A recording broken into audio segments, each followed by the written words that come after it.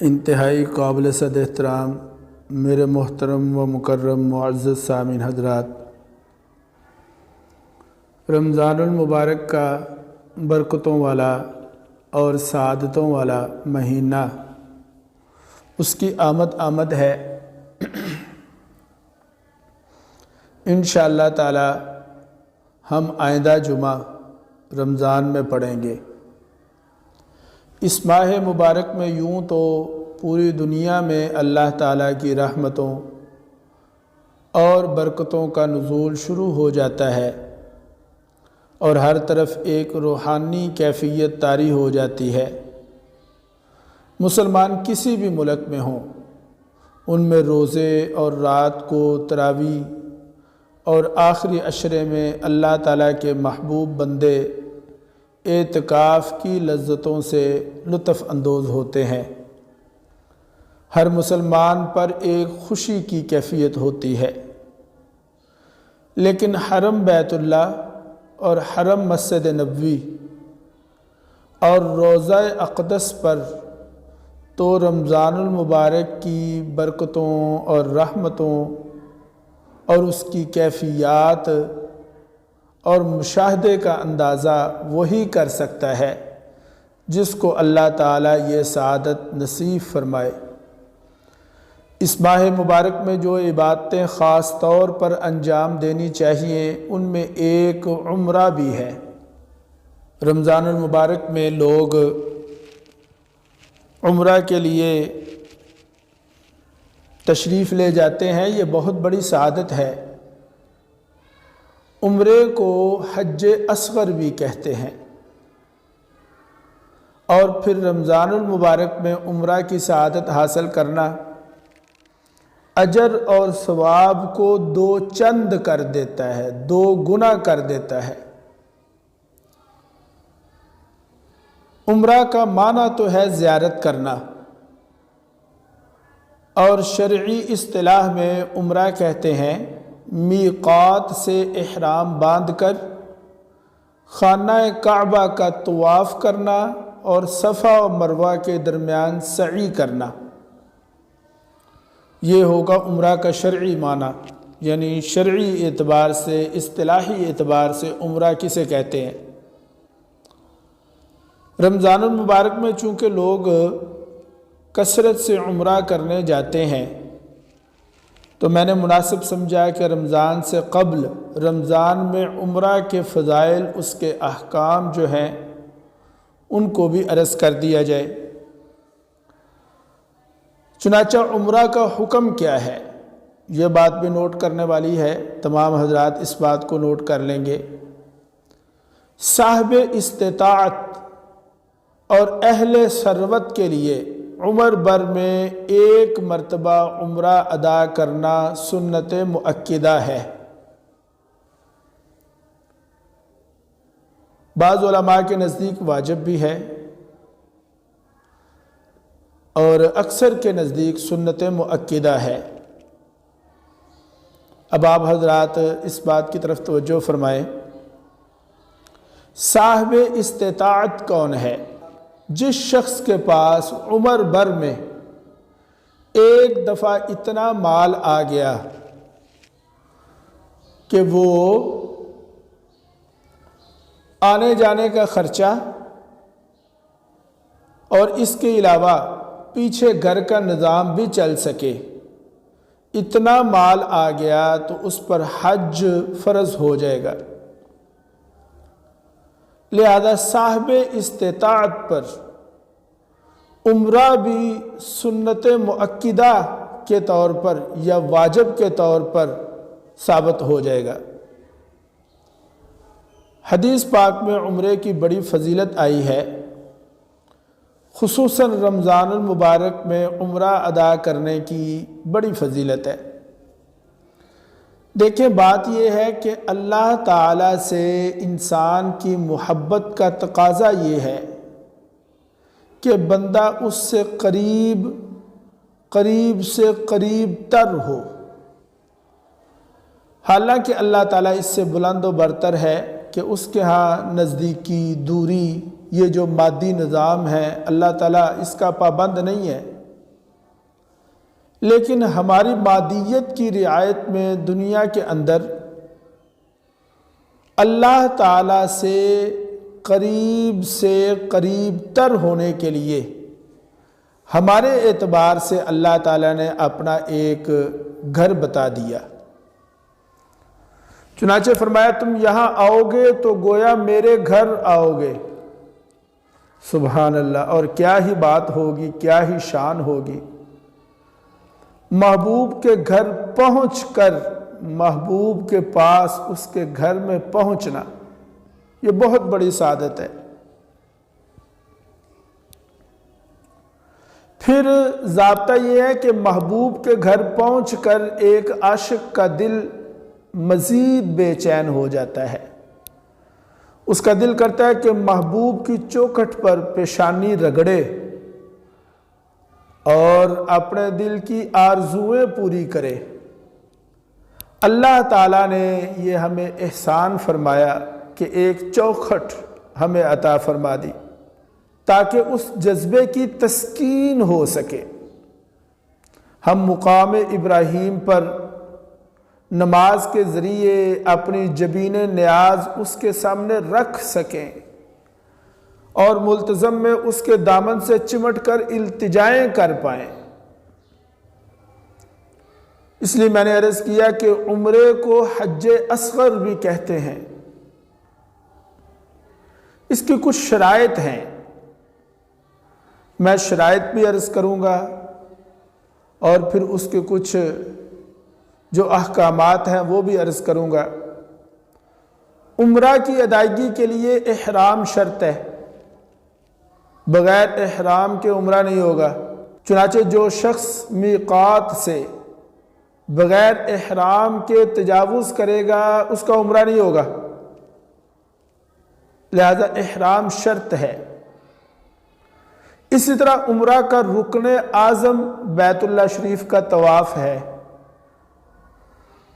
چنانچہ علماء نے لکھا کہ عمرہ کے طواف میں کم از کم 4 چکر فرض ہیں اور بقیہ واجب ہے۔ 7 کل چکر ہوں گے، 4 چکر فرض اور بقیہ واجب۔ عمرہ کے کچھ فضائل ہیں وہ بھی عرض کرتا ہوں، خاص طور پر رمضان المبارک میں عمرہ کرنا۔ چنانچہ حضرت عبداللہ ابن عباس رضی اللہ عنہما سے مرفوعاً یہ روایت ہے، فرمایا عمرۃ فی رمضان تعدل حجہ او حجۃ معیہ۔ رمضان میں عمرہ کرنا حج کے برابر ہے، یا فرمایا کہ میرے ساتھ حج کرنے کے برابر ہے۔ یہ بخاری اور مسلم کی روایت ہے، اگرچہ الفاظ میں تھوڑا بہت فرق ہے، لیکن متفق علیہ، یعنی یہ روایت متفق علیہ ہو گئی۔ متفق علیہ کا مطلب یہ ہوتا ہے کہ وہ روایت جو بخاری اور مسلم دونوں کتابوں میں درج ہو۔ چنانچہ میرے عزیزو دوستو، معلوم یہ ہوا کہ سرکار دو عالم صلی اللہ علیہ وسلم یہ فرما رہے ہیں کہ جس شخص نے رمضان المبارک میں عمرہ کیا گویا کہ اس نے میرے ساتھ حج کیا، یعنی رمضان کا عمرہ اجر اور ثواب کے اعتبار سے ایسے ہے جیسے سرکار دو عالم صلی اللہ علیہ وسلم کے ساتھ حج کرنا۔ سبحان اللہ، بڑے ہی خوش قسمت خوش بخت ہیں وہ لوگ جو عمرہ کرتے ہیں، اور پھر ان سے بھی زیادہ خوش بخت خوش نصیب وہ لوگ ہیں جو رمضان میں عمرہ کرتے ہیں، کیونکہ رمضان میں عمرہ کرنا روایت کی روح سے مفہوم یہ ہو رہا ہے کہ جس نے رمضان میں عمرہ کیا گویا کہ اس نے یہ سعادت حاصل کی کہ اس نے سرکار دو عالم صلی اللہ علیہ وسلم کے ساتھ حج کیا ہے۔ لا الہ الا اللہ۔ اس کے علاوہ بھی بہت سارے فضائل ہیں، بخاری و مسلم کی روایت ہے، حضرت سیدنا ابو ہریرہ رضی اللہ تعالیٰ عنہ راوی ہیں، فرماتے ہیں کہ سرکار دو عالم صلی اللہ علیہ وسلم نے ارشاد فرمایا العمرۃ الی العمرۃ کفارۃ لما بینہما، ایک عمرہ سے دوسرے عمرہ کے درمیان کا جو عرصہ ہے یہ گناہوں کے لیے کفارہ ہے۔ تو جس شخص نے عمرہ کیا اور اللہ تعالیٰ نے پھر اسے عمرہ کی توفیق دے دی تو اس کے ان دونوں عمروں کے درمیان یہ دونوں عمرے جو ہے نا وہ گناہوں کا کفارہ بن جائیں گے۔ نسائی شریف میں، ترمذی شریف میں، ابن ماجہ شریف میں یہ روایت ہے، سرکار دو عالم صلی اللہ علیہ وسلم نے ارشاد فرمایا یکے بعد دیگرے حج و عمرہ کرتے رہو، یعنی اگر اللہ توفیق دے تو حج اور عمرہ کرتے رہو، اس لیے کہ حج اور عمرہ کرنا غریبی اور گناہوں کو ایسے ختم کرتا ہے جیسے دہکتی ہوئی بھٹی لوہے کے زنگ کو ختم کر دیتی ہے۔ آپ حضرات نوٹ فرمائیں گے اس بات کو۔ اسباب اور مادیت یہ کہہ رہی ہے کہ عمرہ کرنے سے، حج کرنے سے فقیری آئے گی، ظاہر ہے مال لگے گا، آنے جانے کا خرچہ ہے، پیسے ختم ہوں گے، لیکن حدیث یہ کہہ رہی ہے کہ تم یکے بعد حج و عمرہ کیا کرو، اس لیے کہ حج اور عمرہ کرنا غریبی، فقر لاتا نہیں بلکہ غریبی اور فقر کو ختم کرتا ہے۔ اور یہ حضرت ابن عباس رضی اللہ تعالیٰ عنہ، ابن مسعود رضی اللہ تعالیٰ عنہ سے یہ روایتیں ہیں، نسائی سے، ترمذی سے۔ معلوم یہ ہوا کہ مت یہ خیال کریں، مت یہ سوچیں کہ حج کریں گے، عمرہ کریں گے، اس سے مال کم ہوگا، جیسے زکوٰۃ کا معاملہ ہے۔ اسباب کے درجے میں یہ نظر آ رہا ہے کہ زکوٰۃ دینے سے مال کم ہوگا، لیکن قرآن و حدیث یہ کہہ رہے ہیں کہ نہیں، کم نہیں ہوگا بلکہ زیادہ ہوگا۔ اسی طرح حج و عمرہ کے بارے میں فرمایا کہ تم یکے بعد دیگرے حج و عمرہ کرو، اس لیے کہ اگر تم یکے بعد دیگرے حج و عمرہ کرو گے تو بھول جاؤ کہ تمہارے مال میں کوئی خسارہ ہوگا، کوئی لاس ہوگا، کوئی نقصان ہوگا، بلکہ حج اور عمرہ کی برکت سے انشاءاللہ تعالی اللہ تعالیٰ تمہارے مال کو دو چند کر دے گا۔ لا الہ الا اللہ۔ اسی طرح میرے عزیز و دوستو ایک اور روایت میں آتا ہے کہ حج و عمرہ کرنے والے اللہ کے مہمان ہیں، اللہ نے دعوت دی، انہوں نے قبول کیا۔ تو بھئی ضابطہ یہ ہے کہ جب کوئی دعوت دے بڑا تو دعوت کو قبول کرنا چاہیے۔ چنانچہ حج و عمرہ پر جو جاتے ہیں وہ اللہ کی دعوت کو ماشاءاللہ قبول کر رہے ہیں، لہذا اللہ فرماتا ہے کہ انہوں نے مانگا تو اللہ نے انہیں نوازا۔ اور ایک اور روایت میں جیسا کہ ابن ماجہ شریف میں کہ اگر وہ اپنے گناہوں کی بخشش طلب کریں تو اللہ تعالیٰ انہیں بخش دیتا ہے۔ اسی طرح چند جزوی فضائل ہیں جن کا تعلق عمرہ کے ساتھ بھی ہے، حج کے ساتھ بھی ہے۔ حج کرنے والے کو بھی یہ فضائل حاصل ہوں گے، عمرہ کرنے والے کو بھی یہ فضیلتیں ملیں گی۔ سب سے پہلی بات احرام۔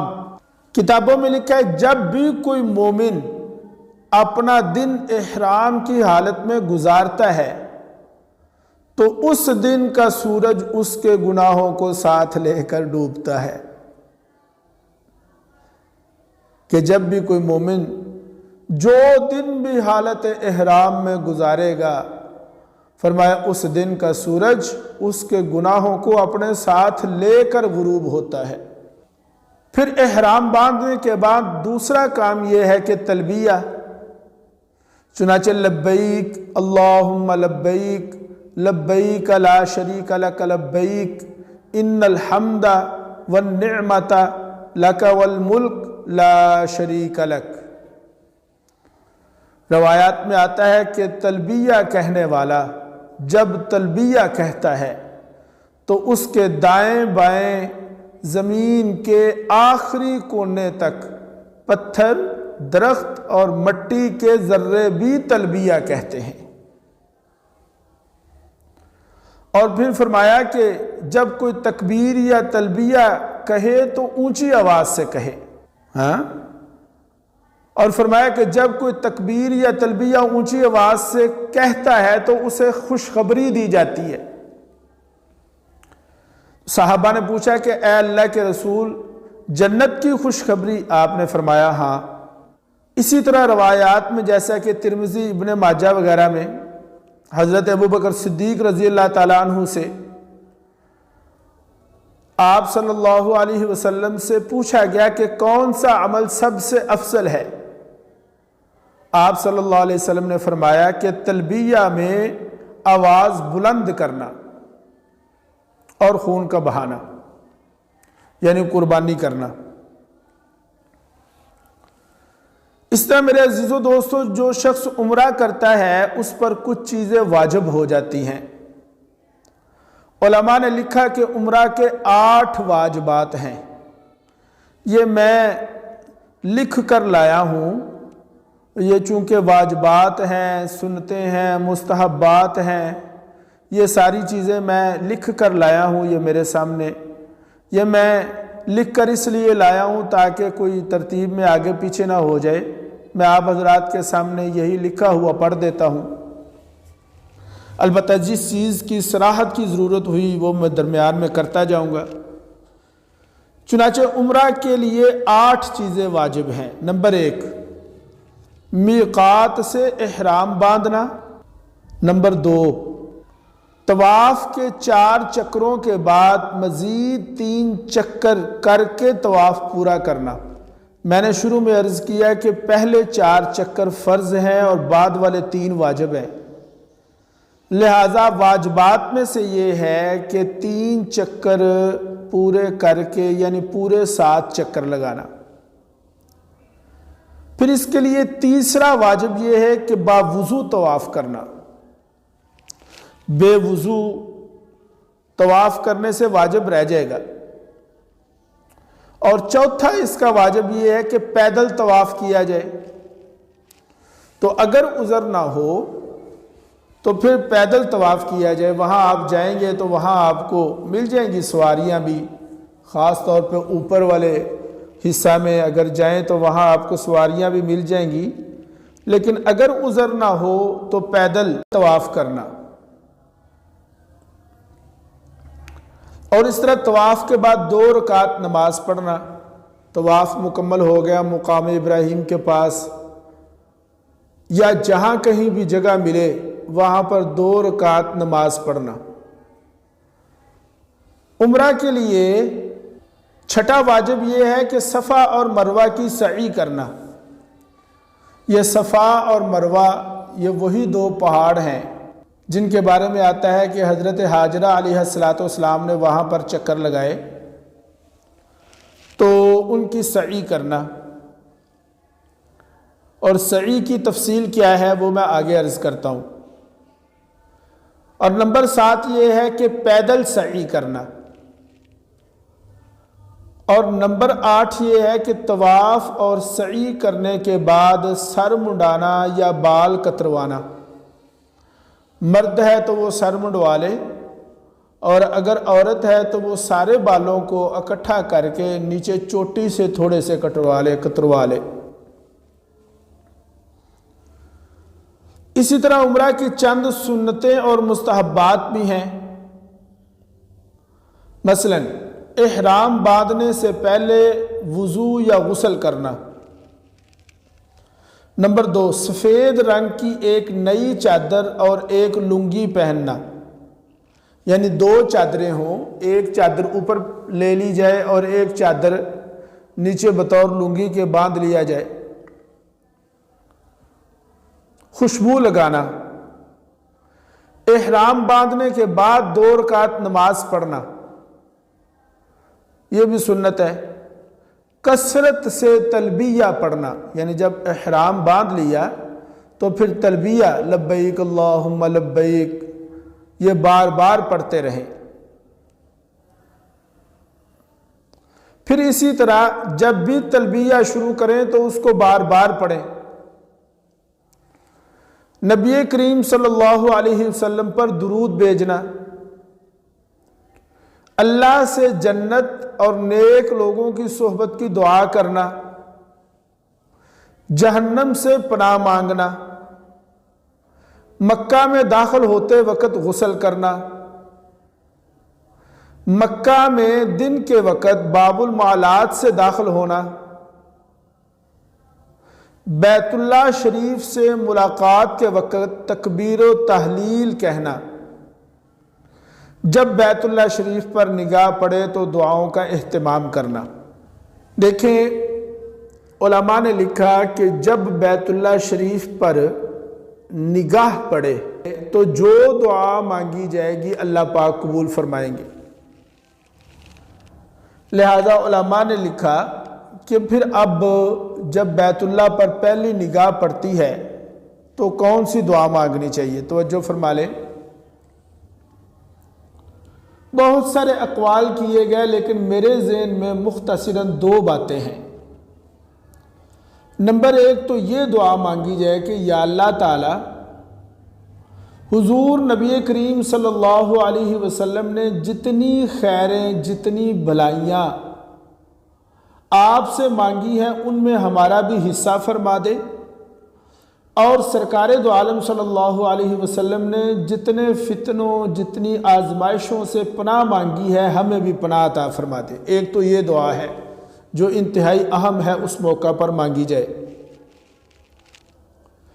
یا بیت اللہ شریف پر جب پہلی نگاہ پڑے تو یہ دعا مانگی جائے کہ یا اللہ آج کے بعد میں جتنی دعائیں بھی مانگوں تو انہیں قبول فرما لینا۔ انشاءاللہ تعالی وہ وقت چونکہ دعا کی قبولیت کا ہے، اور اگر کسی شخص نے یہ مانگ لیا کہ یا اللہ میری ساری دعائیں قبول فرمانا، تو اس کا مطلب یہ ہے کہ آئندہ وہ جو بھی دعا مانگے گا اللہ تعالیٰ اسے قبول کرتا رہے گا۔ پھر اسی طرح عمرہ کے طواف میں رمل کرنا۔ یہ رمل کیا ہے یہ میں ابھی آپ کو بتا دیتا ہوں، لیکن یہ بات یاد رکھیں کہ عمرہ کے طواف میں رمل کرنا یہ سنت ہے، بھائی ضروری نہیں ہے، بعض لوگ اسے بڑا ضروری سمجھتے ہیں۔ اور اسی طرح عمرہ میں استباع کرنا، لیکن یہ آخری دو جو سنتیں میں نے عرض کر دی، رمل اور استباع، اس کا تعلق صرف مردوں کے ساتھ ہے، عورتوں کے ساتھ نہیں۔ عورتیں نہ رمل کریں گی نہ استباع کریں گی۔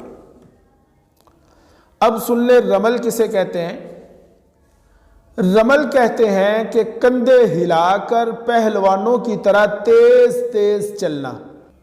چنانچہ عمرہ کے طواف میں پہلے 3 چکروں میں رمل کرتے ہوئے چلنا، اور باقی 4 چکر میں رمل نہیں ہے، بلکہ باقی 4 چکروں میں بدستور اپنی آہستہ رفتار سے چلیں، کیونکہ حدیث میں ایسے ہی آیا ہے۔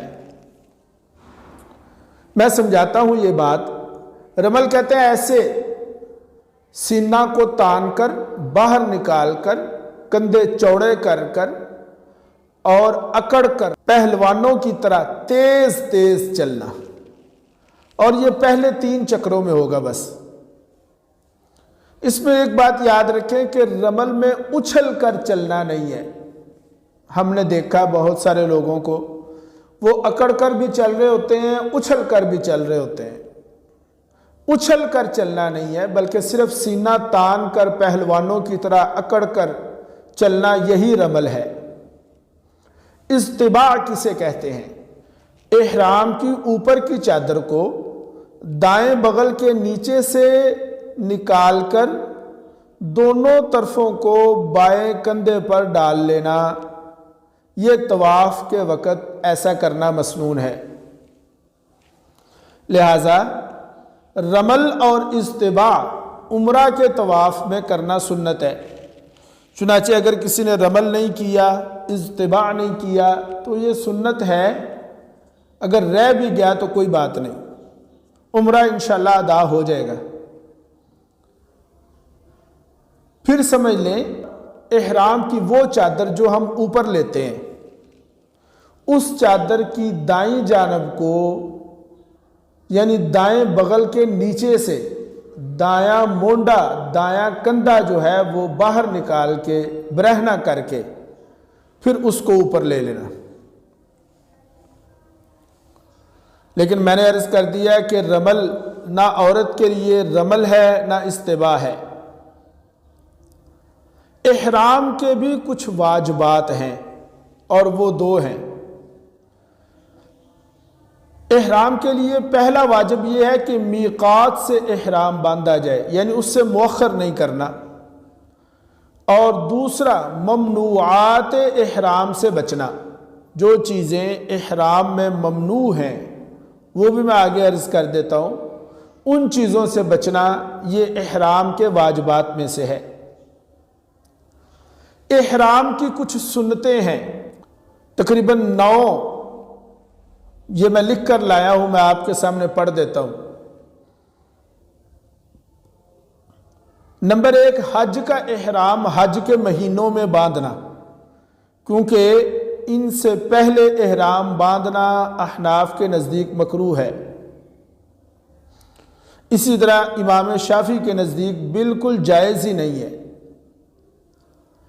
گویا کہ حج کا احرام حج کے مہینوں میں باندھنا،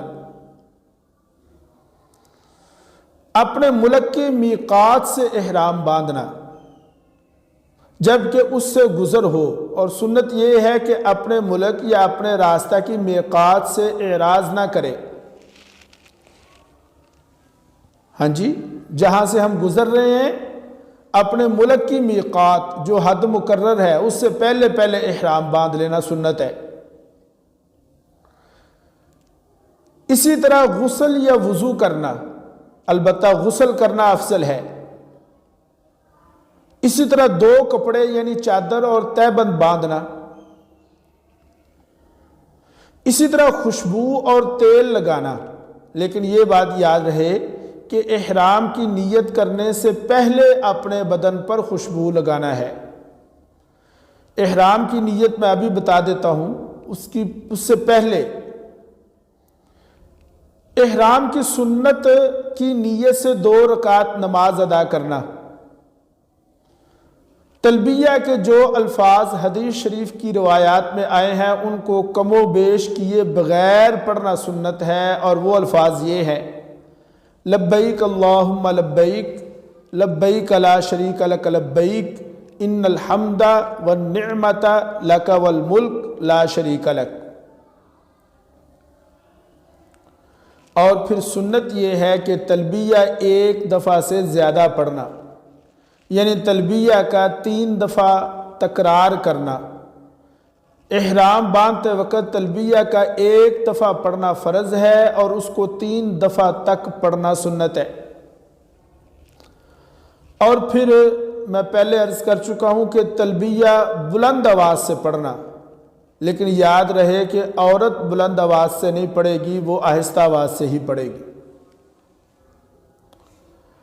کچھ احرام کے مستحبات ہیں، مثلا جو چیزیں میل کچیل کا موجب ہیں غسل سے پہلے ان کو دور کر لیا جائے اچھی طرح، یعنی جو چیزیں میل کچیل کا ذریعہ ہیں، ناخن ہیں ان کو کاٹ لیا جائے، زیر ناف بال ہیں ان کو قطع کر لیا جائے، ختم کر لیا جائے۔ جب کوئی شخص احرام باندھنے کا ارادہ کرے تو اس کے لیے مستحب ہے کہ اپنے بدن کو پوری طرح سے صاف ستھرا کرے۔ میں نے عرض کر دیا دونوں ہاتھوں، دونوں پاؤں کے ناخن اور اسی طرح لبیں کاٹنا، مونچھیں وغیرہ کاٹنا صحیح کرنا، بغلوں زیر ناف کو صاف کرنا، سر اور داڑھی کے بالوں کو اہتمام سے دھوئے اور صاف کرے اور ان میں کنگھی کرے۔ غسل کرتے وقت غسل احرام کی نیت کرنا مستحب ہے۔ دو سفید نئے یا دھلے ہوئے کپڑے یعنی چادر اور تہبند پہننا، اور ان دونوں کپڑوں کا نیا ہونا افضل ہے، نئے نہ بھی ہوں لیکن دھلے ہوئے صاف ستھرے ہوں۔ زبان سے بھی احرام کی نیت کرنا تو یہ مستحسن ہے تاکہ قلب اور زبان دونوں نیت پر موافق ہو جائیں۔ آفاقی کے لیے میقات مکانی سے پہلے احرام باندھنا، اور جب احرام باندھنے کا ارادہ کرے تو بیوی سے جماع کر لے، اس لیے کہ یہ بھی سنت ہے، حدیث سے ثابت ہے۔ اب آتے ہیں اس بات کی طرف کہ کون سی چیزیں احرام میں ممنوع ہیں۔ خوشبو لگانا ممنوع ہے، ناخن کاٹنا ممنوع ہے، بال کاٹنا، جسم سے بال دور کرنا ممنوع ہے، میاں بیوی والے خاص تعلقات قائم کرنا یہ بھی ممنوع ہے، چہرے کا ڈھانکنا، مردوں کا سلے ہوئے کپڑے پہننا، مردوں کا سر کو ڈھانکنا، عورتوں کو چہرے پر کپڑا لگانا، مردوں کو ٹخنے اور پاؤں کی ابری ہوئی ہڈی کا ڈھانکنا، یہ ساری چیزیں ممنوع ہیں حالت احرام میں۔ اب باری آتی ہے طواف کی، تو طواف کے بھی کچھ فضائل عرض کر دیتا ہوں اور ایک ہدایت بھی۔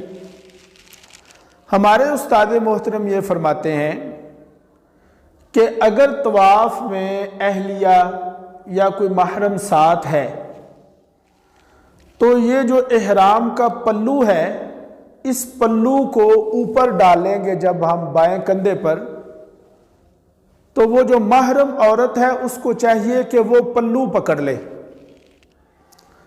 فائدہ ہمارے استاد محترم اس کا یہ بتاتے تھے کہ اس کے دو فائدے ہیں۔ ایک تو یہ ہے کہ پلو جو ہے وہ بار بار نیچے اتر جاتا ہے، جب وہ نیچے اترتا ہے تو بار بار اس کو دوبارہ وہ کیا کہتے ہیں بکل مارنی پڑتی ہے، تو عورت اگر اس پلو کو اوپر سے کندھے کے اوپر سے پکڑ لے گی تو وہ بار بار نیچے نہیں گرے گا۔ اور دوسرا فائدہ یہ ہے کہ عورت جو ہے وہ محرم عورت جو ساتھ ہے وہ بچھڑے گی نہیں، گم نہیں ہوگی، جدا نہیں ہوگی، ساتھ ساتھ رہے گی۔ روایات میں آتا ہے جو شخص طواف کے ساتھ چکر لگائے اور اس میں کوئی لغو کام نہ کرے تو اسے ایک غلام آزاد کرنے کے برابر اجر ملتا ہے۔ اسی طرح فرمایا جو شخص گن کر طواف کے پورے 7 چکر لگائے اور 2 رکعت نماز ادا کرے وہ ایسے ہے جیسے اس نے ایک غلام آزاد کیا۔ لا الہ الا اللہ۔ پھر روایات میں آتا ہے جس نے بیت اللہ کا طواف کیا تو ہر قدم اٹھانے اور رکھنے پر اللہ تعالیٰ اس کے لیے ایک نیکی لکھ دیتا ہے، اس کی ایک برائی مٹا دیتا ہے اور اس کا ایک درجہ بلند کر دیتا ہے۔ بلکہ ایک روایت میں یہ آتا ہے کہ جو شخص طواف میں اپنا قدم اٹھاتا اور رکھتا ہے اس کے لیے 10 نیکیاں لکھی جاتی ہیں، 10 گناہ مٹائے جاتے ہیں اور 10 درجے بلند ہوتے ہیں۔ تو بہرحال یہ دونوں روایات 1 درجہ ہو یا 10 درجے ہوں، بہرحال اس کی بڑی فضیلت ہے۔ طواف کے بعد کی 2 رکعتوں کا ثواب بھی ایسے ہے۔ فرمایا جو شخص طواف کرنے کے بعد 2 رکعت ادا کرتا ہے وہ ایسے ہے جیسے اس نے بنو اسماعیل میں سے ایک غلام آزاد کر دیا۔ سبحان اللہ۔ دوران طواف حجر اسود اور رکن یمانی، ان کے بارے میں بھی سن لیں۔ فرمایا جس شخص نے حجر اسود کو چھوا یا حجر اسود کا استلام کیا، اسی طرح رکن یمانی کو چھوا یا استلام کیا، بے شک اس کے گناہ جھڑ جاتے ہیں۔ اور اسی طرح فرمایا کہ اللہ تعالیٰ قیامت کے دن حجر اسود کو اس حال میں لے آئے گا کہ اس کی 2 آنکھیں ہوں گی۔ اللہ کے دربار میں حجر اسود ایسے آئے گا، اور یہ ترمذی شریف سے حضرت عبداللہ ابن عباس سے روایت ہے۔ حجر اسود کو اللہ اس حال میں لائے گا کہ اس کی 2 آنکھیں ہوں گی جس سے وہ دیکھے گا، اور اس کی ایک زبان ہوگی جس سے وہ بات کرے گا، چنانچہ جس نے اسے حق کے ساتھ چھوا ہوگا تو وہ اس کے بارے میں گواہی دے گا۔ یعنی حجر اسود دیکھے گا، پہچانے گا اور پھر بول کر گواہی دے گا۔ ظاہر ہے یہ گواہی پھر حق کی ہوگی نا، کیوں جی؟ لیکن یہاں پر یہ بات یاد رکھیں کہ حجر اسود کو چھونے کی فضیلت، اس کو ٹچ کرنا، اس کا بوسہ، اس کی فضیلت اور ثواب تو برحق ہے، لیکن ان فوائد و فضائل کو حاصل کرنے کے لیے کسی مسلمان کو ایذا پہنچانا درست نہیں ہے۔ دھکے دے رہے ہیں جناب، جھگڑ رہے ہیں، ایک دوسرے کو دھکے دیے جا رہے ہیں، عورتوں کو پیچھے پھینک رہے ہیں، بوڑھوں کو پیچھے پھینک رہے ہیں۔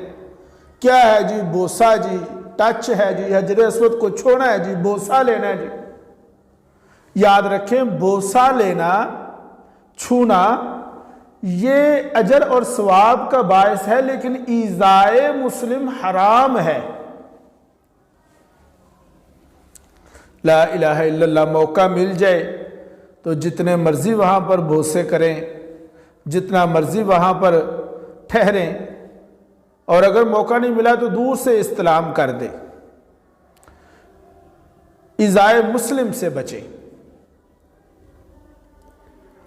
پھر اس کے بعد اگلا کام ہے صفا مروہ کے درمیان سعی کرنا۔ اچھا بھائی، میرے پاس وقت کم رہ گیا، میں مختصراً عرض کرتا ہوں۔ سعی کرنے کا طریقہ یہ ہے کہ حاجی یا عمرہ کرنے والا صفا کی طرف سے مروہ تک جائے گا۔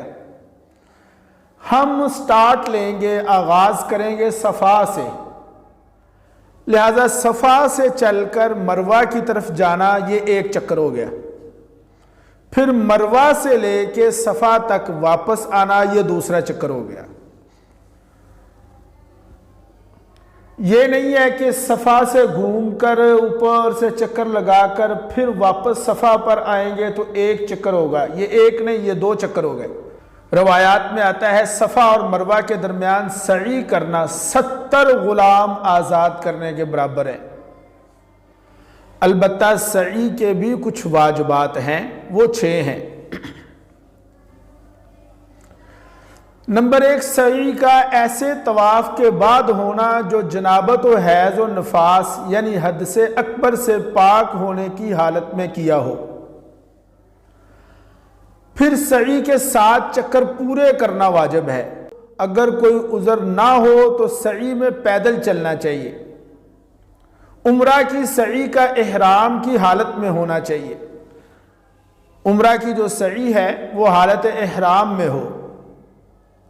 صفا اور مروہ کے درمیان کا پورا فاصلہ طے کرنا، صفا اور مروہ کے درمیان کا پورا فاصلہ طے کرنا۔ وہاں پر یہ ویل چیئر بھی ہوتی ہیں، جو ضعفاء ہیں یا جو مریض ہیں ان کے لیے، لیکن یہ ہے کہ یہ پورا طے کرنا ہے، فاصلہ پورا کرنا ہے۔ ترتیب یہ بھی واجب ہے، اور ترتیب میں یہ ہے کہ صفا سے شروع کیا جائے اور مروہ پر ختم کیا جائے۔ اسی طرح سعی کی کچھ سنتیں بھی ہیں اور وہ 10 ہیں۔ سعی کے لیے مسجد الحرام سے نکلنے سے پہلے حجر اسود کا استعلام کرنا۔ نمبر 2، طواف اور سعی میں موالات ہو، یعنی اتصال ہو، مسلسل، درمیان میں رکے نہیں۔ نمبر 3، صفا اور مروہ پر چڑھنا، یہ سنت ہے، آج کل تو نہیں ہے، وہاں پہ شیشے لگا دیے گئے ہیں، شاید وہاں پر جانا ممکن نہیں ہے۔ اللہ پاک نے جب مجھے توفیق عطا فرمائی تھی اس وقت تو ممکن تھا، اللہ پاک نے ہمت عطا فرمائی، میں صفا پر بھی چڑھا، مروہ پر بھی چڑھا، لیکن اب تو ایسا ممکن نہیں ہے، لیکن بہرحال یہ سنت ہے۔ صفا و مروہ پر چڑھنے کے بعد قبلہ رو کھڑا ہونا، اسی طرح نیت کرنا، سعی کے پھیروں کو پے در پے کرنا، مردوں کے لیے ہر چکر میں میلین کے درمیان دوڑ کر چلنا. یہ میلین اخضرین آپ کو نظر آئیں گے. جب ہم سعی کرتے ہیں تو درمیان میں کچھ تھوڑی سی مسافت ایسی آتی ہے کہ وہاں پر سبز رنگ کی لائٹیں، سبز رنگ کی لائن، کوئی ایسا نشان انہوں نے دیا ہوا ہے دونوں طرف. ان دونوں کے درمیان کی جو جگہ ہے مرد وہاں پر دوڑ کر چلیں گے. نمبر 8 ستر عورت. نمبر 9 سعی کرتے وقت جنابت و حیض، نفاس، حد سے اکبر سے پاک ہونا. سعی کی سنتوں میں سے ہے لیکن حد سے اصغر سے پاک ہونا اور لباس و بدن کا نجاست سے پاک ہونا مستحب ہے. اسی طرح سعی کا ایسے معتدبی طواف کے بعد ہونا جو حد سے اصغر سے طہارت اور لباس و بدن و مکان طواف کے نجاست حقیقیہ سے پاک ہونے کی حالت میں کیا ہو. سعی میں 7 چیزیں مستحب ہیں اور ان کا اہتمام ضروری ہے. نمبر 1 سعی کے دوران ذکر و ادعیہ معصورہ وغیرہ میں مشغول رہنا. نمبر 2 صفا مروہ پر بھی اذکار دعائیں ان کا تکرار ہو کم از کم 3 مرتبہ. نمبر 3 صفا مروہ پر دیر تک قیام کرنا. پھر اسی طرح ظاہری اور باطنی طور پر خشوع خضوع کے ساتھ سعی کرنا. سعی کے پھیروں کے درمیان بلا عذر زیادہ وقفہ ہو جائے تو نئے سرے سے سعی کرنا. سعی سے فارغ ہونے کے بعد مسجد الحرام میں آ کے 2 رکعت نماز نفل ادا کرنا. بدن کا حد سے اصغر سے پاک ہونا اور بدن و لباس کا نجاست حقیقیہ سے پاک ہونا. کچھ چیزیں ایسی ہیں جو سعی میں مباح ہیں اور وہ 3 ہیں. وہ جائز کلام جس کی سعی کی حالت میں ضرورت لاحق ہو اور وہ اس کو سعی سے مشغول کرنے والا اور خشوع کے منافی نہ ہو، مباح اور جائز ہے. چھوٹی موٹی بات ہے، ایک دوسرے سے کوئی چیز لینی دینی جس سے خشوع خضوع میں فرق نہ آئے، جائز کلام ہو، وہ جائز ہے اور مباح ہے. اور اسی طرح تھوڑے سے کسی عمل کے ساتھ سعی کے پھیروں میں موالات کو ترک کر دینا یہ بھی مباح ہے. مثلا پینا یا کوئی تھوڑی سی چیز کھانا جس سے موالات میں کوئی زیادہ فرق نہ آئے، منقطع نہ ہو، مباح ہے. البتہ کسی عذر کی وجہ سے ترک موالات میں کوئی مذائقہ نہیں ہے. کچھ چیزیں سعی میں مکروہ ہیں. نمبر 1 سعی کے پھیروں میں بلا عذر زیادہ فاصلہ کرنا. نمبر 2 بلا عذر سواری پر سعی کرنا، اور یہ مکروہ تحریمی ہے. مکروہ ہے لیکن مکروہ تحریمی ہے بلا عذر. نمبر 3 سعی کرتے وقت اس طرح سے خرید و فروخت یا بات چیت کرنا جس سے خشوع خضوع قائم نہ رہے، ختم ہو جائے. صفا اور مروہ کے اوپر چڑھنے کو بلا ضرورت ترک کرنا مکروہ ہے. سعی میں میلین کے درمیان سرعت سے یعنی دوڑ کر نہ چلنا یہ بھی مکروہ ہے. سعی کے مختار وقت سے بلا عذر بہت تاخیر کرنا اور ستر عورت ترک کرنا. اچھا بھئی، آخری چیز ہے زمزم کا پانی.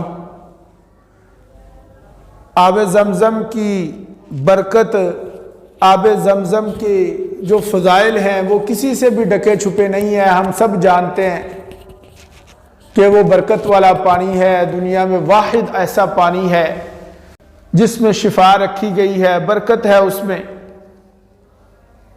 اس پر بھی ایک فضیلت سن لیں. فرمایا زمزم کا پانی ایسا پانی ہے، ایسا برکت والا پانی ہے جو بھوکے کو آسودہ کرتا ہے. پھر فرمایا کہ بیمار کو شفا دیتا ہے. پھر فرمایا کہ اسے جس نیک مقصد کے ساتھ پیا جائے وہ پورا ہوتا ہے. گویا کہ آب زمزم پیاس بھی ختم کرتا ہے، بھوک بھی مٹاتا ہے۔ اگر کوئی بیمار ہے تو بیمار پیے گا، شفا ملے گی۔ کسی بھی نیک مقصد کے لیے زمزم کے پانی کو اگر پیا جائے تو وہ نیک مقصد بھی پورا ہوتا ہے۔ لہذا اگر اللہ توفیق دے تو منہ بھر بھر کے پیئیں، پیٹ بھر کر پیئیں، بوجھل نہیں ہوگا پیٹ۔ آپ جتنا بھی پیئیں گے بوجھل نہیں ہوگا، اپنے کپڑوں پر بھی ڈالیں، لیکن اس میں یہ احتیاط ہو کہ اس پانی کی جو بے حرمتی نہ ہو، نیچے نہ گرے۔ اچھا بھئی، یہ کچھ خاص مسائل میں نے آپ کے سامنے عرض کر دیے۔ اب کچھ ہدایات ہیں جو میں نے آپ حضرات کے سامنے ضرور عرض کرنی ہے۔ ایک تو یہ ہے، میں نے عرض کر دیا کہ رمل اچھلنا نہیں۔ دوسرا یہ ہے کہ بیت اللہ کا جو طواف ہے یہ دیوانہ وار ہو، دیوانگی کے ساتھ، خود سپردگی کے ساتھ، یعنی ایسے یہ طواف کیا جائے جیسے ارد گرد کی کسی دیوانے کو ہوش نہیں ہوتی، ہمیں بھی ہوش نہ ہو۔ اور اس میں یہ ہے کہ بیت اللہ کو دیکھ کر طواف نہیں کرنا، یعنی ادھر ہم طواف کر رہے ہیں، چکر لگا رہے ہیں، ادھر بیت اللہ کو دیکھ رہے ہیں، ایسے نہیں۔ نگاہیں سامنے رکھی جائیں یا نگاہیں جھکائی جائیں اور اس طرح دیوانہ وار طواف کیا جائے۔ رکن یمانی پر استلام کافی ہے، وہاں پر وہ ضروری نہیں ہے۔ اور دوسری بات یہ ہے کہ یہاں مکہ میں رہتے ہوئے ایک اور کام، وہ یہ ہے کہ ریاض الجنہ میں داخل ہونے کی اجازت لینی پڑتی ہے۔ یہ بات آپ حضرات نوٹ فرما لیں گے، اس کی اجازت لینی پڑتی ہے ریاض الجنہ میں داخل ہونے کے لیے۔ جو لوگ مدینہ منورہ چلے جاتے ہیں نا، وہاں جا کر جب وہ اجازت لیتے ہیں تو پھر بعض اوقات 2 4 5 دن بھی لگ جاتے ہیں۔ رش ظاہر ہے بہت ہوتا ہے، کئی دن لگ جاتے ہیں۔ اس لیے اس کا طریقہ یہ ہے کہ کسی ذریعہ سے یہاں مکے میں رہتے ہوئے ہی اجازت لے لی جائے۔ یہ تو ہم نے مکہ میں کام کرنا ہے۔ اور دوسری بات یہ ہے کہ پھر اس کے بعد ہم نے مدینۃ الرسول صلی اللہ علیہ وسلم کا رخ کرنا ہے۔ یہ ایک عاشقانہ سفر ہے۔ سرکار دو عالم صلی اللہ علیہ وسلم جب مدینہ کے قریب پہنچتے تھے اپنی سواری کو تیز فرما لیا کرتے تھے، سبحان اللہ۔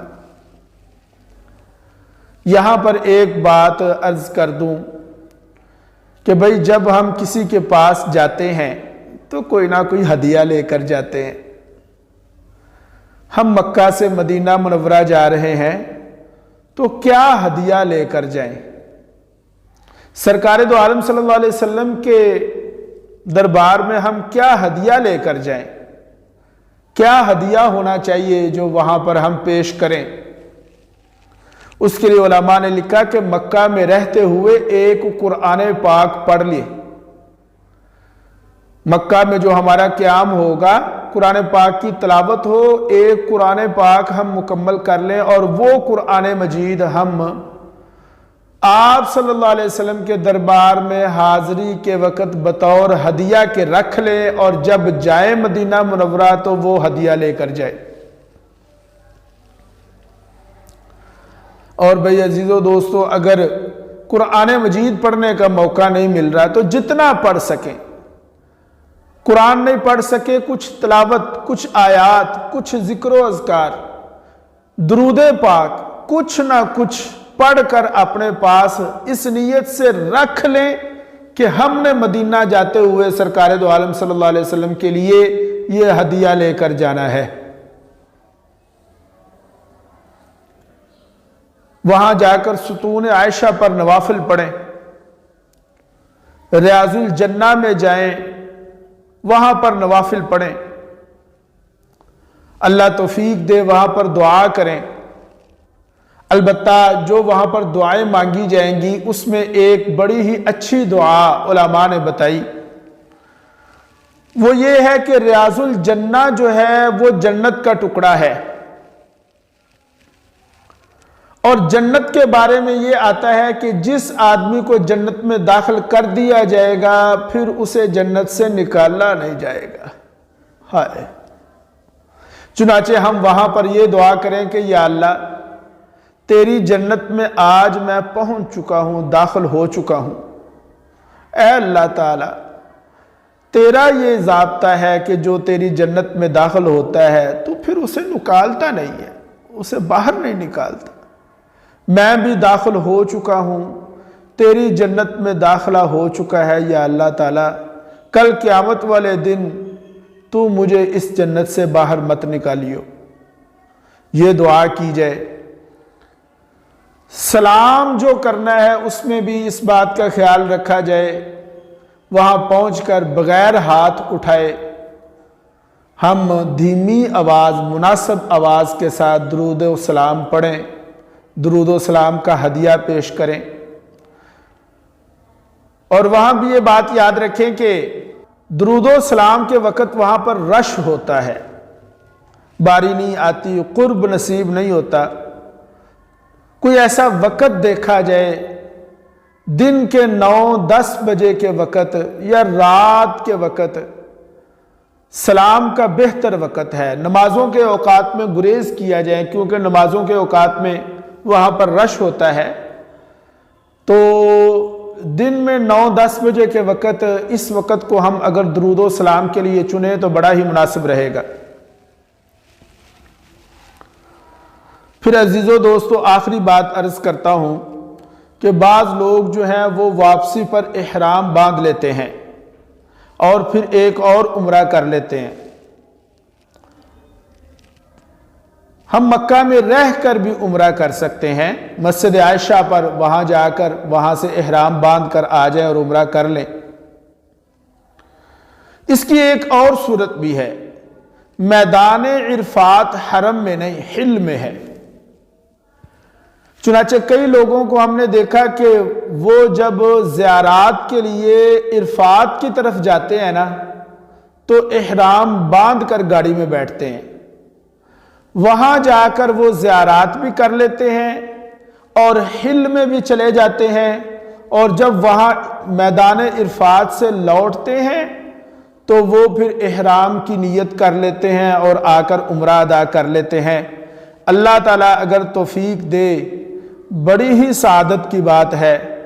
رمضان المبارک کے اس مہینہ میں اگر کسی شخص نے کوئی عمرہ وغیرہ ادا کر لیا، بہت بڑی سعادت ہے، اللہ کی طرف سے یہ بہت بڑا انعام ہے۔ اور فرمایا کہ رمضان میں عمرہ کرنا گویا کہ سرکار دو عالم صلی اللہ علیہ وسلم کے ساتھ حج کرنے کی طرح ہے۔ اللہ پاک توفیق عطا فرمائے۔ آج اس موضوع پر کافی میں نے وقت لے لیا اور چند باتیں آپ کی خدمت میں عرض کر دیں۔ اللہ تعالیٰ کمی بیشی معاف فرمائے، عمل کی توفیق عطا فرمائے۔